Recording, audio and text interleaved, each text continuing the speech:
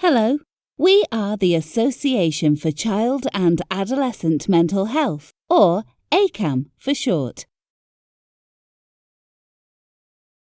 I'm Uta Frith. I'm Emeritus Professor of Cognitive Development at University College London, and I have done research in autism since my PhD years, which were 1966 to 68.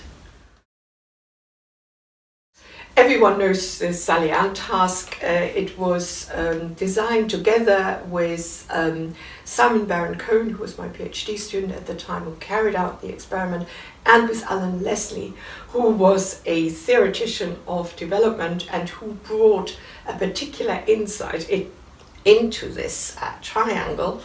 And that was his idea that pretend play is a critical, very first appearance of theory of mind. So you can see the link to the lack of symbolic pretend play, as in Wing and Gould's study, and the idea that perhaps that is leading, in the case of autism, to certain communication difficulties and maybe not understanding that people have beliefs or false beliefs, true beliefs, or even desires or other mental states. So attributing mental states, how can we test this? Simon Baron-Cohen did the experiment, which is now known as the Sally Ann experiment. It's too well known, but here are the dolls. I think this one is Sally, and this one is naughty Anne. And of course, Sally has her basket and puts a marble in there. Naughty Anne takes it out and puts the marble into her own box. Child watches all this. Sally goes out. Sally doesn't watch this. And when Sally comes back, the question is, where will Sally look for her marble? And of course, Sally must look in the basket where she put the marble, because she wasn't there. So she doesn't know that the marble is no longer in her basket. She has a false belief. She believes the marble's in the basket. So children aged 5 or so immediately know this, immediately get this, but younger children actually don't, and that's very, very interesting. Why they don't, and what is different, and what it actually means. But this was only one of several experiments with autistic children. There's this other one, the Smarties experiment, where again the question is, what do you think is in this? Of course you say Smarties, and then, surprise, oh, it's the horrible pencil. That's really, really disappointing. Anyway, that's what's in the box. The question is, if I call the next child in, what will that child say is in the box if I ask this question? What will Billy say? Now, autistic children tended to say pencil, because that's what's really in the box, and they knew it, and that's reality. But they didn't take into account that Billy, who has never been in this room before and has never seen this, must believe that it's Smarties that are in the box. So the correct answer, of course, is Smarties and not pencil, even so it's the reality.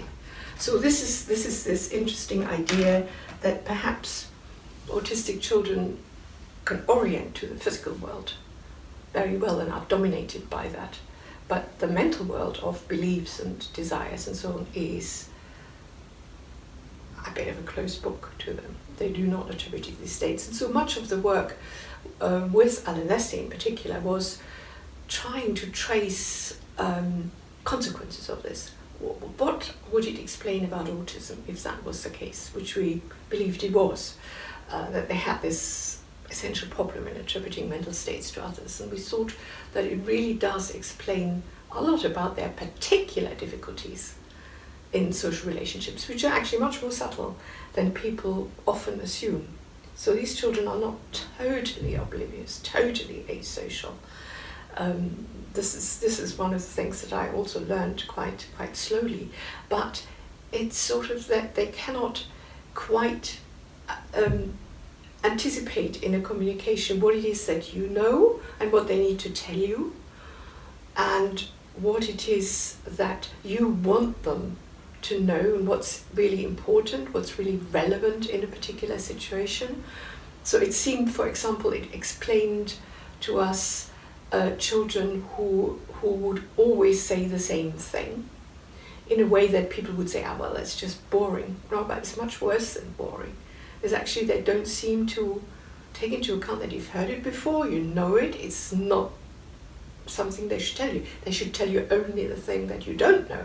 It would explain why we had all these reports about autistic children who maybe had pain, some accidents, some falling, and they would not tell about it. They would not tell their parents or their teachers what actually happened. That was a big puzzle, why they wouldn't do that. But again, it seemed as if they assumed, I mean, that was our interpretation, not consciously, of course, that they assumed that what they knew, everybody else knew. Now, if you are in that situation, communication is like unnecessary. Communication has to do with transmitting things that you don't know.